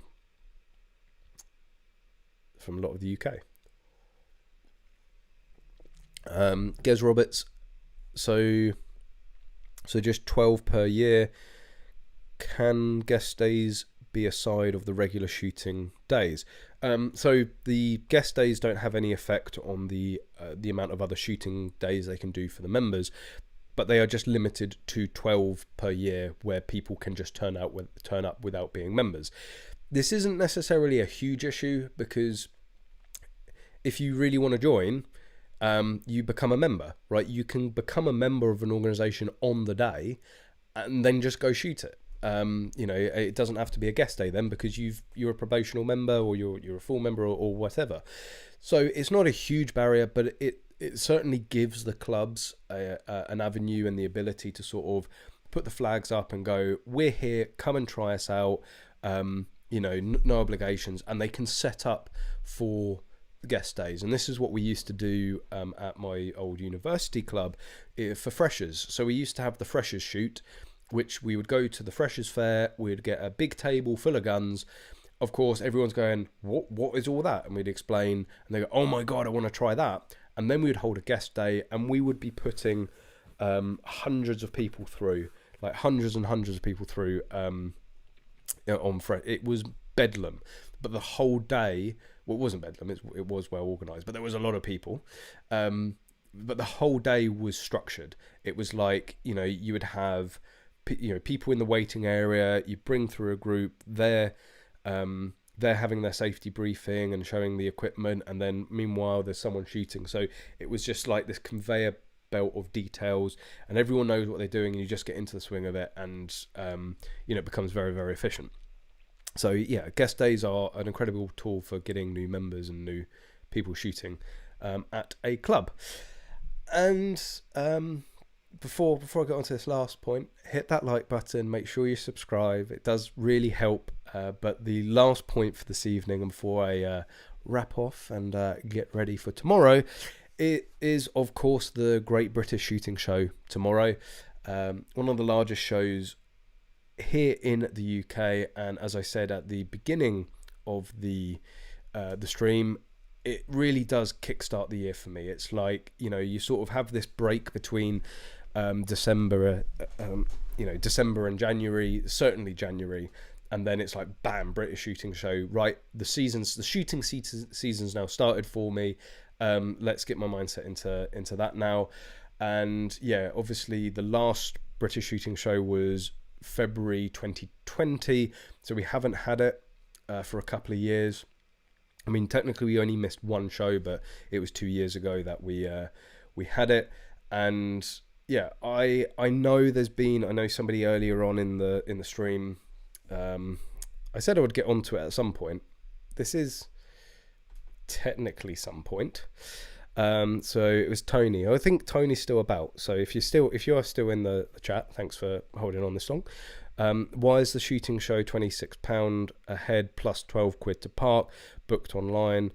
I'm at the same venue for a show on the 24th, and it's £10 a head including parking. Now, so I can't speak on behalf of the British Shooting Show, but looking at it, looking at it from a business stance point, let's not forget that they missed a show last year.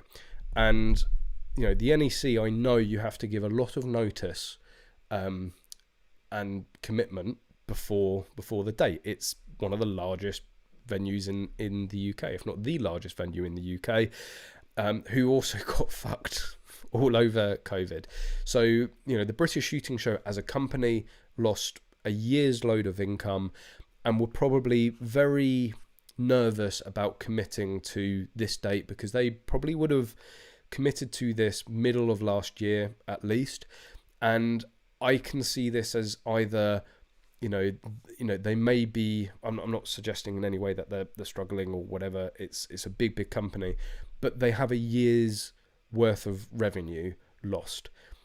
Their costs to run their business, of course they didn't run a show, so maybe the costs aren't as big as they normally are, but they have offices, they have staff, they have other contracts and other costs as a business. Those didn't go away, they didn't stop, but they've had effectively 2 years without income, or certainly they missed out on a year of income.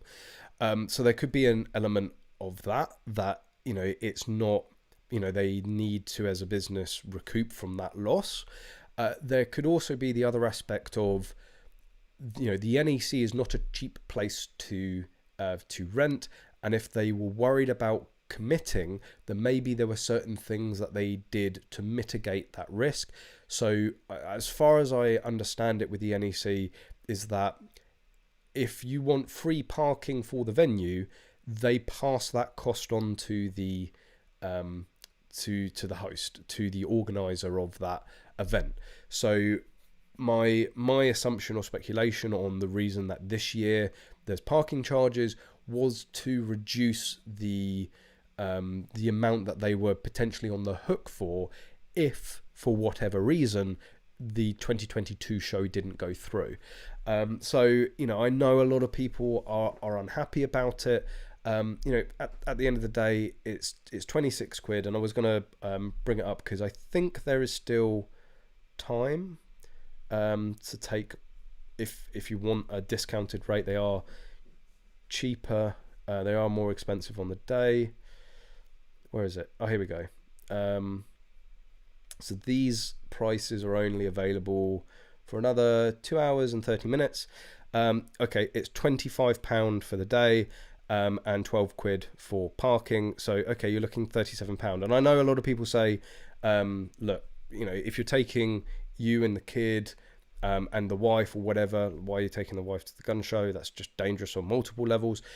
You know, you know, a couple of kids or one kid and parking, yeah, it soon becomes like a 60-day, you know, 60 quid day out, plus you got food, plus you got petrol. Before you know it, it's 100 quid.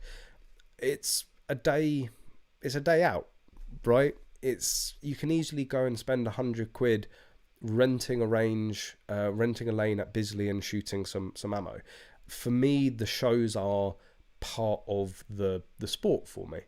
I love, you know, okay, you know, it's like I meet a lot of you guys there, and maybe just a general, you know, punter, let's say, isn't going to be, you know, they're not going there to necessarily meet anybody.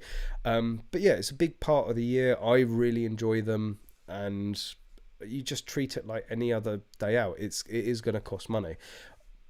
Are they going to reduce, you know, if my previous assumptions are correct, are they going to reduce the prices this year? I don't know. I think given the backlash about it, and there has been a fair amount of backlash, I'm sure they will take it into consideration, and I think footfall will drastically influence what they do next year. And I'm not saying, oh, you should boycott it because they make the tickets cheaper. Look, we need as much going on in our sport as possible. If we don't support these shows, they won't be there. And I bet you the same people that are going, oh, it's 25 quid a ticket and it's £12 parking, they'll be the first to go, oh, I missed the British shooting show, where is it? And the whole thing about why it moved from Stoneleigh, and people, oh, we missed the good old days of it being in Stoneleigh, you know, like, okay, like, yeah, going Monkovia 7.3, you know, it evolved, it became bigger. They needed a better and bigger facility to host the show, and it had been going strength on strength on strength. From what has been put out there online, it's the most attended show in terms of exhibitors that they've ever had. The pre-ticket sales have been better than they ever had. So from what they're saying, it's going to be a very good show. Yeah, I will be there tomorrow. I think we're aiming to get in the show about midday, mainly because I really don't like the idea of getting up at like 4:30, 5 in the morning. We're staying over at the I think it's the Crown Plaza that we're staying in, which is right next to all the food and nightlife there. Connors and I will not be going partying or clubbing, but you'll probably find us demolishing like a mixed grill in TGI Fridays come 7-8 o'clock. But yeah, we will be there at the show tomorrow, probably no later than like 12 o'clock till close, and then we will be there for the full day Saturday. I'm not going to be doing the Sunday this year. Previous years I think I've done all 3 days, but we really wanted to do that match, although the storm may even cancel that, but we'll see how that goes. But yeah, we'll just be there the Friday and the Saturday. If you are going tomorrow and you do see either of us about, we don't bite unless you ask us nicely. You know, come and say hello. Even if it's just, you know, hello, you know, like the Hat channel. You can come up and say, hello, I hate the channel. I'll give you a good fuck you. You can give me a fuck you too. We can smile, shake, go our separate ways. It will be beautiful. It will all be on camera, so please do. But yeah, come and say hello, even if it's just a hello, or, you know, you got any questions, or, you know, you want a photo or anything, don't. I will have some goodies on me as well. So yeah, come and say hi. It's always appreciated. And yeah, I guess we will see you there tomorrow. Don't I really don't get the, oh, it's too expensive. Oh, you know, you shoot, right? Like, don't talk to me about money and it's too expensive. I think it's good. They've been quiet. You know, they haven't had it for a year. They missed out. I think they're really going to push everything into this. I'm excited to go back and see it, and I'm very hopeful that they're gonna exceed expectations for it. It'd be very good to. There's a lot of new products as well. Usually the British Shooting Show is like the mini SHOT Show of the UK, because all of the manufacturers and all of the companies, you know, they've released everything in SHOT Show, and then they tend to bring them over for the British Shooting Show. You do seem to see a lot of new products and latest releases. So yeah, we will be there. I'll most heavily have a huge. Well, I say huge camera. I'll have my camera rig with me, so it should be fairly easy to spot. But yeah, come and say hello tomorrow or Saturday if you're going. If you're going just on the Sunday, I'm sorry, just couldn't do it this year. But yeah, I'm gonna wrap it up there. Before you all go, hit that like button, hit subscribe. We do this every single week, 7:30 p.m. UK time, and of course there are standard videos that go out on the channel as well. But yeah, have a fantastic week ahead. Wish you all the best. Get loads of shooting in. Obviously, if you're going to the shooting show, you'll probably have less shooting and more show. But yeah, have a good one. Really do hope to see you at the shooting show tomorrow or Saturday if you're going. And to everyone else, well, of course, as always, hope to see you soon.